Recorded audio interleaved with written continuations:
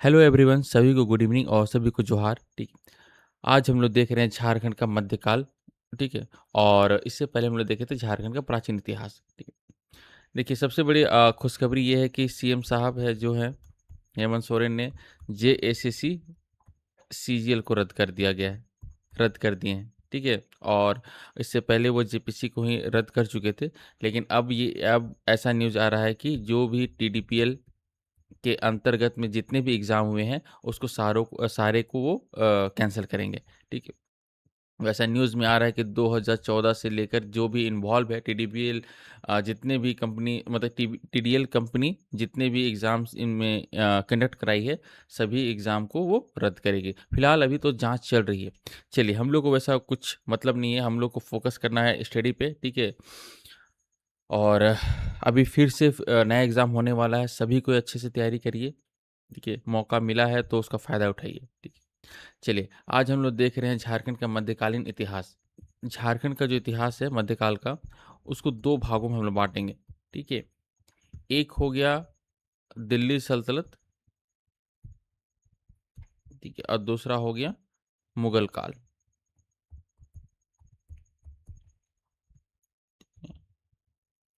जो कि दिल्ली सल्तनत आपका 1206 से आसपास 1526 एडी तक चलता है, और मुगल काल 1526 से लेकर 1707 तक, औरंगजेब की मौत तक ये चलता है। मुगल काल का काल रहता है, पीरियड रहता है।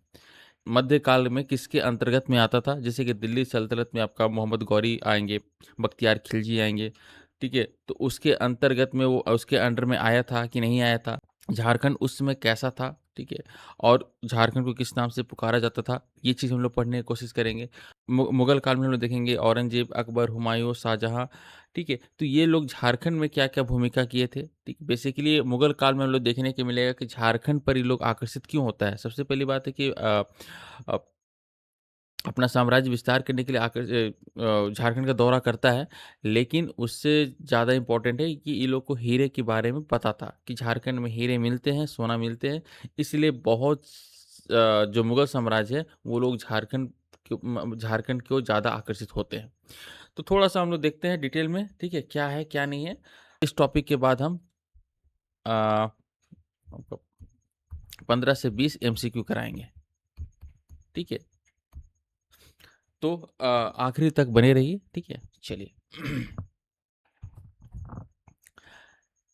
चलिए स्टार्ट करते हैं झारखंड का मध्यकाल। ठीक है? देखिए, थोड़ा-सा स्टार्ट करने से पहले झारखंड का जो स्थिति था उसके उसके बारे में थोड़ा-सा देखने की कोशिश करते हैं। देखिए, मध्यकाल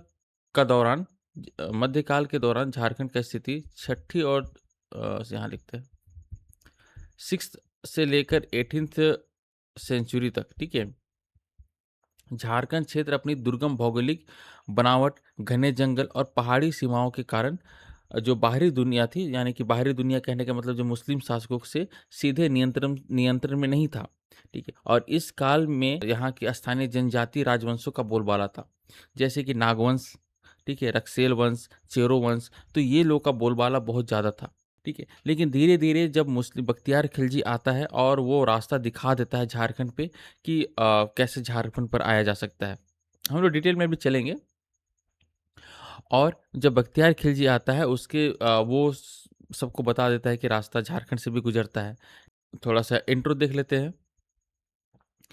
देखिए, पहला पॉइंट क्या कह रहा है? मध्यकाल में झारखंड बाहरी सल्तनत के सीधे कब्जे से मुक्त था। मध्यकाल में जो झारखंड थी, ठीक है, वो दिल्ली सल्तनत के कंट्रोल में नहीं थी। दूसरा पॉइंट भी देखते हैं। झारखंड शब्द का पहला प्रयोग संभवतः मध्यकाल में हुआ। 13वीं सदी के एक ताम्रपत्र में इसका पहला उल्लेख मिलता है। तो झारखंड का शब्द हम लोग किस काल में देखने को मिल रहा है? सल्तनत काल में। ठीक है। नेक्स्ट हम लोग देखते हैं।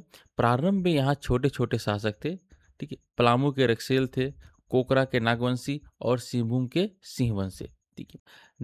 जैसे कि पलामू के रक्सेल हो गए, ठीक है, कोकरा के नागवंशी और सिंहभूम के सिंहवंश। ये लोग दिल्ली सल्तनत के कंट्रोल उसके अंडर में नहीं थे। ये लोग अपने स्वतंत्र रूप से अपना राजपाट चला रहे थे।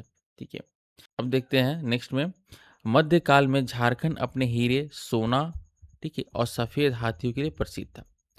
अब मध्यकाल में क्या होता है कि झारखंड में दिखता है कि हीरा है, सोना है, सबसे सफ़ेद हाथियों है, ठीक है? उसमें मगध आप लोग हम लोग मगध वाला प्राचीन इतिहास पढ़िएगा तो वहाँ महाजनपद आएगा, तो महाजनपद के अंतर्गत में मगध, तो मगध लोग जो हाथियों का जो सप्लाई करता था वो झारखंड से ही होता था, ठीक है? सिंहभूम वाला एरिया। और यहाँ के जो झारखंड वाली जो असुर जनजाति थी, ये लोग लोहा गलाने में माहिर थे, ठीक है? लोहा का ये लोग अच्छा खासा हथियार वगैरह बनाते थे। तो झारखंड उस समय से पहले से ही समृद्ध था, लेकिन धीरे-धीरे जब आगे हम लोग बढ़ता है, जब दिल्ली सल्तनत धीरे-धीरे झारखंड के बारे में जानता है, तो यहाँ पता क्या चलता है कि यहाँ हीरे, सोना और सफ़ेद हाथियों का दबदबा है। नेक्स्ट हम लोग देखते हैं, बख्तियार खिलजी द्वारा झारखंड का एकाकीपन को तोड़ा गया। मतलब कि बख्तियार खिलजी ऐसा शासक मतलब कि सेनापति था कि वो पहली बार झारखंड में अ, प्रवेश करता है, ठीक है? और उसमें झारखंड कैसा था? इसका जो दुर्गम बनावट थी, ठीक है? और घने जंगल थे, मतलब कि जितना भी घने घने जंगल और पहाड़ियों से घिरा हुआ ये क्षेत्र था, रास्ता कठिन था, लेकिन बख्तियार खिलजी वो पहला सेनापति रहता है जो झारखंड में घुस करके वो दूसरों को और रास्ता दिखा देता है, ठीक है? एकाकीपन का कहने का मतलब हो गया अकेलापन या बाहरी दुनिया से एकदम कटे रहना। तो आपको बताया था कि झारखंड क्या था? झारखंड पहले अकेलापन में ही रहता था, किसी बाहरी दिल्ली सल्तनत के अंडर में नहीं रहता था, वो अपना स्वतंत्र रूप से अपना राजपाट चलाता था। लेकिन बख्तियार खिलजी जब आता है, तो वो इस अकेलेपन को तोड़ देता है। नेक्स्ट हम लोग देख रहे हैं, दिल्ली सल्तनत कालीन के दौरान झारखंड का स्थिति क्या था? ठीक है, तो हम लोग देख रहे हैं बख्तियार खिलजी, ठीक है। थोड़ा सा इसके बारे में जानने की कोशिश करते हैं। देखिए, ये मोहम्मद गौरी का सेनापति था। मोहम्मद गौरी का सेनापति था, ठीक है। कुछ देखिए, अब जब ये बख्तियार खिलजी झारखंड पे एंट्री करता है, तो कुछ इतिहासकारों का मानना था कि उसकी सेना के साथ साथ मुस्लिम और उरांव जनजाति ने रोहतासगढ़ से झारखंड पर पहली बार प्रवेश किया। देखिए, बख्तियार खिलजी क्या है, 1206 ईस्वी में नदियां पर आक्रमण के समय झारखंड मार्ग पर प्रयोग किया था। नदियां कहाँ? बांग्लादेश या फिर बंगाल वाला क्षेत्र पे, बंगाल क्षेत्र पर वो दौरा करता है, तो वो झारखंड का रूट, मतलब कि झारखंड से गुजरते हुए वो बंगाल पहुंचता है, ठीक है। और उस समय नागवंशी राजा कौन थे? जलकंठ थे, ठीक है। झारखंड के नागवंशी राजा कौन हो गए? जलकंठ थे, उसमें शासन कर रहे थे। बख्तियार खिलजी जब झारखंड से गुजरता है, तो वो बौद्ध धर्म और जैन धर्म का जितनी भी मूर्तियां हैं वो स्तूप को वो तोड़ते हुए बढ़ता है, ठीक है। नेक्स्ट हम लोग देख रहे हैं गुलाम वंश, या फिर इसे हम लोग कहते हैं ममलुक वंश। ममलुक वंश, ठीक है। 1206 से लेकर 1290 ईस्वी तक गुलाम वंश चलता है, ठीक है। अब देखते हैं गुलाम वंश में झारखंड का स्थिति क्या था। देखिए, गुलाम वंश के शासकों के 84 वर्ष के कार्यकाल में केवल 3 नागवंशी राजा थे, ठीक है। कौन कौन थे? हरिकन राय, शिवकन राय और बेनुकन राय, ठीक है। और और इस काल में इल्तुतमिश ने बिहार झारखंड में मलिक सैफुद्दीन को इस इलाका का गवर्नर बनाया था, क्योंकि यहाँ की जो जनजातियाँ थी, तो गुलाम वंश के बहुत सारी शाही चीज़ को लोग लूट लेते थे। तो इससे इल्तुतमिश परेशान हो जाता था, और ये फिर किसको भेजा? मलिक सैफुद्दीन को भेजा कि वहाँ का तुम जाओ, वहाँ के जनजातियों लोग को दमन करो। लेकिन वहाँ वहाँ पे हम लोग देखते हैं, झारखंड पे हम लोग देखते हैं, हरिकन एक शक्तिशाली राजा था, और जो मलिक सैफुद्दीन था उसके अंडर पे नहीं आता है। वो एक शक्तिशाली राजा था और डट के मलिक सैफुद्दीन से मुकाबला करता है। अब देखते हैं खिलजी वंश में झारखंड का स्थिति क्या था। 1310 ईस्वी में अलाउद्दीन खिलजी का सेनापति कौन था? छज्जू मलिक, ठीक है, ने झारखंड पर आक्रमण कर नागवंशी राजा को कर देने पर बाध्य किया। कर यानी कि टैक्स, ठीक है, टैक्स देने पर वो बाध्य कर देता है। मलिक काफूर, जो कि अलाउद्दीन खिलजी का फेवरेट सेनापति था, वो अपने दक्षिण भारत अभियान के दौरान झारखंड की जितनी भी जनजातियां थी उसको सेना में वो शामिल करने की कोशिश करता है, और कुछ लोगों को वो शामिल भी कर लेता है। तुगलक वंश 1320 से लेकर 1412 ईस्वी तक, ठीक है। मोहम्मद बिन तुगलक ने विद्रोही जनजातियों को दमन करने के लिए सेनापति मलिक भैया को भेजा, जो चाई चंपा तक पहुंचा। ये चाई चंपा हजारीबाग में है। बख्तियार खिलजी के समय ही कुछ विद्रोही लोग, यानी कि जो झारखंड के जनजाति लोग, शाही चीज़ों को लूटकर झारखंड के जंगलों में छिप जाते थे और इसलिए मोहम्मद बिन तुगलक ने इन विद्रोहियों को शांत करने के लिए एक सेनापति को भेजा जिसका नाम था मलिक मियाँ। ठीक है, सॉरी, मलिक बयां। ठीक है, मलिक बयां को भेजता है और मलिक बयां इन विद्रोहों को दमन करने के लिए कहाँ पहुँच जाता है? हजारीबाग तक वो पहुँच जाता है। फिर ये वहाँ के जनजातीय लोग को दमन कर देता है। 1340 ईस्वी के आसपास इब्राहिम अली ने चाय के किले और बीघा के किले पर अधिकार किया कर लिया था। ठीक है, नेक्स्ट देखते हैं। फिरोज शाह तुगलक ने सतगावा को अपनी राजधानी बनाया। ठीक है, और 1401 ईस्वी में नागवंशी राजा शिवदास कर्ण ने घाघरा के हापा मुनि में महामाया मंदिर की स्थापना करवाई। स्थापना नहीं करवाई थी, अच्छा इसके बारे में थोड़ा देख लेते हैं। 1401 ईस्वी में नागवंशी शासक राजा शिवदास कर्ण ने इस मंदिर में, मतलब कि ये जो हापा मुनि मंदिर पे विष्णु भगवान की विष्णु भगवान की मूर्ति को स्थापित की थी। हापा मुनि का वास्तविक निर्माणकारी कौन थे? राजा गजखंड। ठीक है, और यही 908 ईस्वी में 908 ईस्वी के आसपास इन्होंने हापा मुनि हापा मुनि महामंदिर का निर्माण करवाया था। ठीक है, लेकिन तुगलक वंश में क्या हुआ था कि राजा शिवदास कर्ण ने घाघरा का जो हापा मुनि जो मंदिर है, ठीक है, वहाँ पे वो विष्णु भगवान को वो वहाँ स्थापित किया था। ठीक है, तो कन्फ्यूजन नहीं होना है। ठीक है, नेक्स्ट हम लोग देखते हैं सैयद वंश। ठीक है, सैयद वंश में क्या है? इस काल में नागवंशी राजा उदयकर्ण का शासन था और झारखंड में कोई बाहरी हस्तक्षेप नहीं हुआ। मतलब इस सैयद वंश में हम लोग देखते हैं कि कोई भी बाहर का मुस्लिम शासक लोग या झारखंड पर आक्रमण नहीं किया। ठीक है, नेक्स्ट हम लोग देखते हैं लोधी वंश। ठीक है, उड़ीसा के गजपति शासक कपिलेंद्र देव ने संथाल परगना और हजारीबाग के बड़े भूभाग पर अधिकार कर लेता है। उसमें नागवंशी राजा थे, पृथ्वीकर्ण, प्रतापकर्ण वगैरह वगैरह, वो लोग लोधी लोधी शासकों के समकालीन थे। ठीक है, नेक्स्ट हम लोग देखते हैं 1437 ईस्वी में वासुदेव राय ने विष्णु की मूर्ति कोराम्बे में स्थापित की गई। कोराम्बे कहाँ है? लोहरदगा में है, लोहरदगा। और इसे छोटा नागपुर की हल्दी घाटी भी कहा जाता है। ठीक है, छोटा नागपुर का हल्दी घाटी।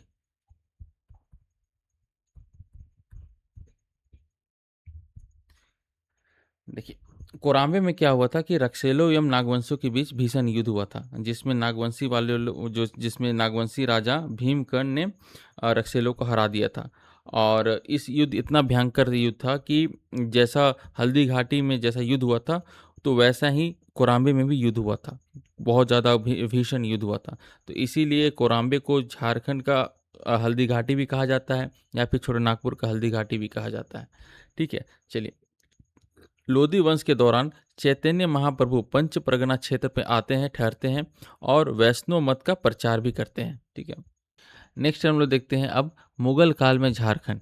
ठीक है, उसका स्थिति क्या था? देखिए, जब बाबर और हुमायूं काल में अफगान लोग बहुत ज़्यादा थे, विद्रोही, मतलब कि उत्पात मचा रहे थे। ठीक है, तो बाबर और हुमायूं अफगान को दबाने के लिए युद्ध करते थे, तो अफगान लोग कहाँ आ जाते थे? झारखंड पर अपना आ जाते थे और अपना आश्रय स्थल के रूप में लोग उपयोग करते थे झारखंड को। ठीक है, और इस दौरान 1538 ईस्वी में शेर शाह के सेनापति ख्वास खान ने चेरो राजा महारथ चेरो को पराजित कर श्याम सुंदर नामक सफ़ेद हाथी ले गया था। ठीक है, ये ध्यान दीजिएगा। और 1539 में चौसा का लड़ाई युद्ध हुआ था के बाद रोहतासगढ़ से वीरभूम तक शेरशाह का कब्जा हो जाता है। ठीक है, शेरशाह कौन? शेरशाह सूरी। शेरशाह सूरी। अकबर में समय झारखंड की स्थिति को देखते हैं। 1585 ईस्वी में शाहबाज खां कम्बू के नेतृत्व में मुगल सेना को कोकरा या फिर कोकरा कोकरा पर आक्रमण किया और नागवंशी राजा मधुकरण शाह को अधीन किया। ये कोकरा कहाँ हो जाएगा? रांची के आसपास। ठीक है, रांची के आसपास वाले को कोकरा या फिर खुखरा ये सब कहा गया है। ठीक है, 1592 ईस्वी में मानसी ने राजमहल को बंगाल की राजधानी बनाया था और 1589 ईस्वी में राजा मानसी ने चेरो शासक रणपत चेरो को पराजित किया था। ठीक है, ज़्यादा उतना इम्पोर्टेंट नहीं है, जो फैक्ट्स है उसके बारे में हम कुछ डिटेल बता ही देंगे। ठीक है, देखिए जहांगीर के समय क्या हुआ था, 1615 ईस्वी में इब्राहिम खान ने कोकरह पर आक्रमण कर नागवंशी राजा दुर्जन साल, ठीक है ये इंपॉर्टेंट है, दुर्जन साल को बंदी बनाया और ग्वालियर के किले में 12 वर्षों तक जेल में रखा। ठीक है, तो दुर्जन शाह किसके समकालीन था, जहांगीर के समय। और दुर्जन शाह द्वारा हीरे की असली परख करने पर जहांगीर ने उसे शाह की उपाधि दी थी और कैद कैद को मुक्त किया गया था। कहा जाता है कि जहांगीर को बहुत सारे हीरे मिले तो उसे पता नहीं चल रहा था, एक बैगनी रंग का बैगनी कलर का हीरा मिला था, लेकिन उसे पता नहीं चल रहा था कि ओरिजिनल है कि डुप्लीकेट है। ठीक है, तो वो फिर राजा दुर्जन साल को बुलाता है, क्योंकि उसको पता था कि दुर्जन शाह हीरे का पारखी है, उसको अच्छी नज़र है, अच्छी पकड़ है। ठीक है, तो दुर्जन साल को वो बुलाता है, तो दुर्जन साल ने अपनी बुद्धिमत्ता से वो पहचान कर लेता है कि कौन असली है कौन नकली है। ठीक है, तो इसी से वो जहांगीर खुश हो जाता है, उसे शाह की उपाधि देती है, कैद मुक्त कर देता है और उसको वापस अपना राजपाट दे देता है। और रही राजा दुर्जन साल ने दोइसा पे, ठीक है, दोइसा पे अ, नवरत्नगढ़ का निर्माण करता है, जो कि 5 मंजिला का, जो कि 5 मंजिला का था। अभी वर्तमान स्थिति में हम लोग देखेंगे तो 2 मंजिला नीचे जमीन के अंदर दब गया है, बाकी जो 3 मंजिला जमीन के ऊपर है। ठीक है, और जहांगीर के समय चेरो शासक सहबल राय को बंदी बनाकर दिल्ली लाया गया था, जहां बाघ से लड़ाकर उसकी हत्या कर दी गई थी। ठीक है, चलिए नेक्स्ट देखते हैं, शाहजहां के समय झारखंड की स्थिति। दुर्जन साल ने अपनी राजधानी दोइसा स्थानांतरित की और वहां नवरत्नगढ़, जो कि 5 मंजिला का निर्माण कराता है। ठीक है, 1641 ईस्वी में शाइस्ता खान ने पलामू के चेरो राजा प्रताप राय पर आक्रमण कर 80,000 रुपये नजराना तय करता है। ठीक है, कितना, 80,000 रुपये नजराना। ठीक है, 1643 ईस्वी में जबरदस्त खान ने आक्रमण के बाद प्रताप राय को 1000 का मनसबदार बनाया। ठीक है, देखिए औरंगजेब के समय देखते हैं झारखंड की स्थिति। उसमें नागवंशी शासक रघुनाथ शाह, ठीक है, उस दानशील व धार्मिक प्रवृत्ति के थे, और इन्होंने जगन्नाथ मंदिर, ठीक है, और बोड़िया का मदन मोहन मंदिर और चुटिया का राम सीता मंदिर बनवाया। ठीक है, ये इंपॉर्टेंट है। ठीक है, 1660 ईस्वी में दाऊद खान ने पलामू पर आक्रमण कर कुंडा के किले पर कब्जा किया और 1662 ईस्वी में पलामू के पुराने किले में मस्जिद बनवाई। ठीक है, चेरो शासक मेदिनी राय को न्यासी राय कहा जाता है। इनके शासनकाल को चेरो राजवंश का स्वर्ण युग माना जाता है। ठीक है, नेक्स्ट हम लोग देखते हैं हजारीबाग, सिंहभूम और मानभूम। ठीक है, ये औरंगजेब के काल का स्थिति है। ठीक है, हजारीबाग क्षेत्र के प्रमुख राज्य कौन कौन थे। ठीक है, उनमें से 5 प्रमुख राज्य थे, कुंडा थे, कुंडा, रामगढ़, छय, कैंदी और खड़गडीहा। ठीक है, कुंडा राज्य की स्थापना औरंगजेब के एक अधिकारी राम सिंह ने की थी। ठीक है, और रामगढ़ राज्य के बारे में देखते हैं। कुंडा बेसिकली ये हजारीबाग का हो जाएगा, हजारीबाग का क्षेत्र है। 1667 ईस्वी में रामगढ़ का राजा कौन था, दलेर सिंह था। ठीक है, और दलेर सिंह ने अपनी राजधानी बादाम से हटाकर रामगढ़ स्थानांतरित किया था, और इन्होंने चास के राजा मगर खान को युद्ध में हराया था। ठीक है, देखते हैं मुगल प्रभाव से मुक्त क्षेत्र कौन कौन थे, धनबाद और पुरुलिया। ठीक है, औरंगजेब के शासन काल में मुगलों के प्रभाव क्षेत्र से ये पूरी तरह से बाहर थे, और इसमें झारखंड में एक एक ऐसा क्षेत्र था जहां कभी कोई मुस्लिम आक्रमक नहीं हुआ।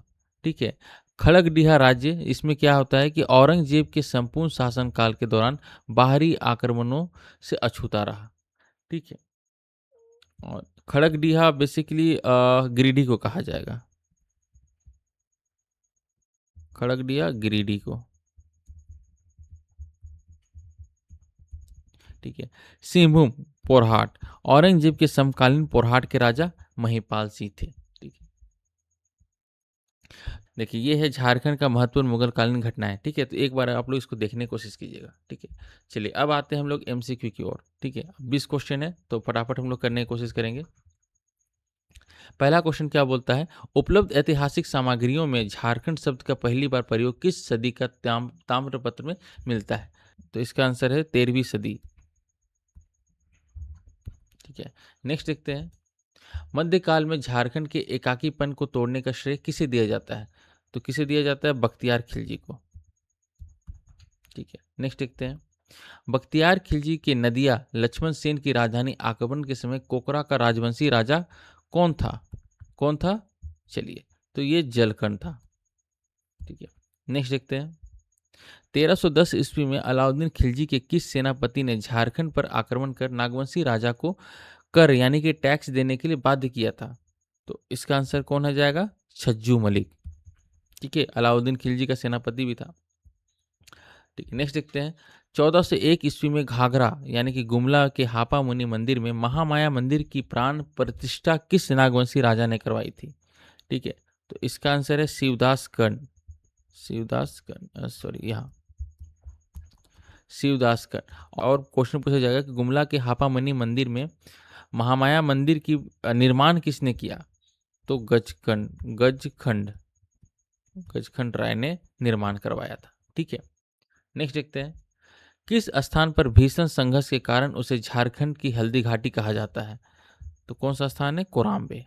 कोराम्बे कहाँ है? लोहरदगा। किसकी किसके बीच युद्ध हुआ था कोराम्बे में? चेरो और नागवंशी राजा। चेरो और नागवंश, उसमें नागवंशी राजा लोग जीत गए थे। चलिए, नेक्स्ट देखते हैं, खान देश से किस शासक के इतिहासकारों ने झारखंडी सुल्तान की उपाधि थी? चलिए, इसका आंसर है आदिल शाह द्वितीय। ठीक है, नेक्स्ट देखते हैं, 1538 ईस्वी में शेर शाह ने चेरो राजा महारत चेरो के खिलाफ अपनी किस सेनापति को भेजा था? ठीक है, तो इसका आंसर आ जाएगा ख्वास खां। ख्वास खां। नेक्स्ट देखते हैं, महारत चेरो को पराजित करने के बाद ख्वास खां ने शेर शाह के समक्ष कौन सा प्रसिद्ध सफेद हाथी पेश किया था? बताइए। तो इसका आंसर हो जाएगा श्याम सुंदर। ठीक है, श्याम सुंदर से बहुत क्वेश्चंस पूछे गए हैं। 1585 ईस्वी में किस मुगल सेनापति के नेतृत्व में शहबाज खान ने कोकरा या फिर कोकरा या फिर खुखरा, दोनों चीज बोल सकते हैं। ठीक है,